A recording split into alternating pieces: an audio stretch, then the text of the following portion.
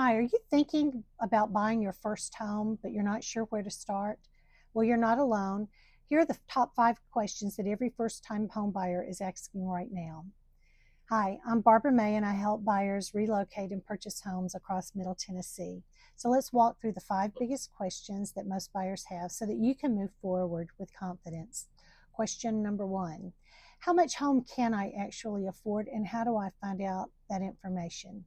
So most people start with a wrong number. They're going by what they think they would be able to afford. They look at the price instead of the monthly payment. What really matters is your income, the amount of debt that you have, what the current interest rates are, and your down payment. If you're not already saving, if you don't already have a down payment saved, start saving.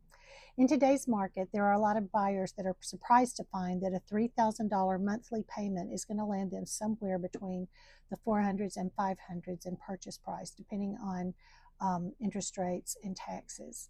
So the smartest first step would be talk to a lender before you even start the browsing process. If you don't have a good lender, I'd be happy to recommend several. I don't get a kickback from any of these recommendations.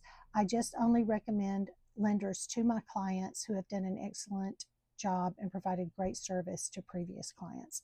All right, question number 2. How much do I need for a down payment?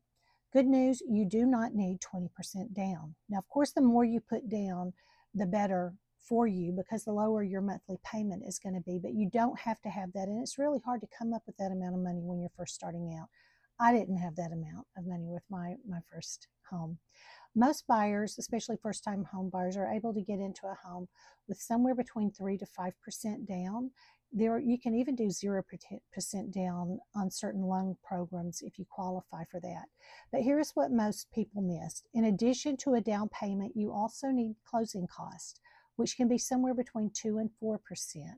Then there are inspection costs, and all these things happen up front.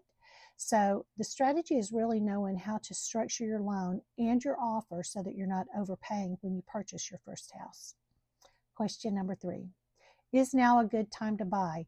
Hello, everybody is asking that question right now, but the reality is there is no perfect time to buy. The good news is you buy and you sell in the same market.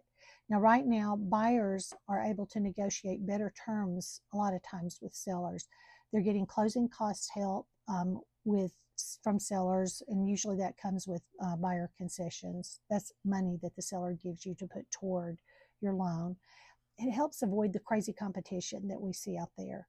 Now, if you purchase with a slightly higher interest rate, but if you're getting a good price on the house, you can always refinance your loan later when the rates come down and turn your higher interest rate into a lower interest rate, but you can't change the purchase price. So historically, home prices have gone up or stayed flat. So it can be a good time to buy. Question number 4. What are the hidden costs of buying a home? Well, that's where planning weighs in. Beyond your mortgage, you're going to also need to plan to pay for home maintenance, utilities, insurance costs, and possible HOA fees. Now, often your homeowner's insurance is going to be combined with your taxes and included in your mortgage payment if you get a loan, but you still need to plan for home maintenance and HOA fees in addition to that amount. I always try to help my buyers look at the full package of what a home is going to cost them, and usually a good lender will too, just so that there are no surprises after closing. Question number 5. What is the actual process? What are the steps? Well, here's the simple version.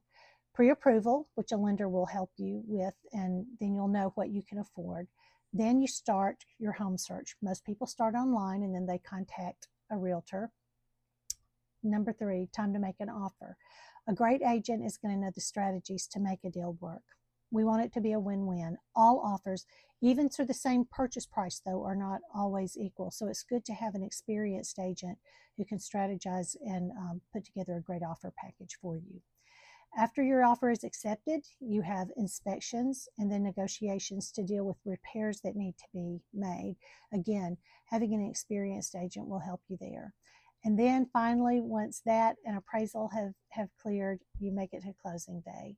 And hopefully everything will be coordinated for a nice and smooth closing.